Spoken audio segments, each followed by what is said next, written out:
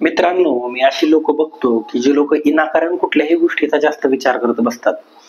उगाचच त्या गोष्टी मनामध्ये चघळत राहतात, उगाच त्या गोष्टीचा विचार करत बसतात. ज्या गोष्टी त्यांच्यासाठी गरजेच्या नसतात, ज्या गोष्टीचा काही घेणं देणं नसतं त्यांच्या आयुष्यामध्ये, तरी पण त्या गोष्टीचा विचार करत बसतात आणि आपलं आयुष्य कुठं ना कुठतरी खचवत राहतात.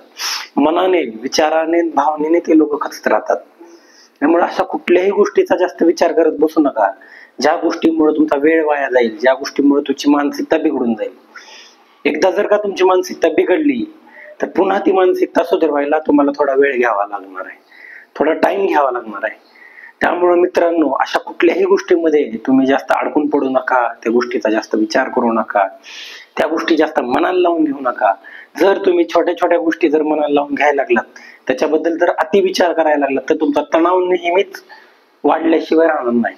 सारखं तुम्ही तणावात राहणार आहेत, सारखं तुम्ही ताणतणावात वावरणार आहेत. ह्या ताणतणावाचा परिणाम कुठे ना कुठे तुमच्या शारीरिक आरोग्यावर आणि तुमच्या मानसिक आरोग्यावर झाल्याशिवाय राहणार नाही.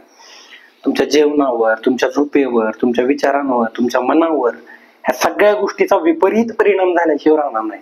म्हणून जर आपलं मानसिक स्वास्थ्य, मानसिक आरोग्य आणि शारीरिक आरोग्य आपल्याला जर निरोगी आणि व्यवस्थित ठेवायचं असेल, तर चुकीचा विचार करणं किंवा विनाकारण विचार करणं आपण कुठं ना कुठं टाळलं पाहिजे. म्हणजेच जेणेकरून आपण आपलं आयुष्य हे समृद्ध आणि सुखी आणि समाधानी जगू शकू.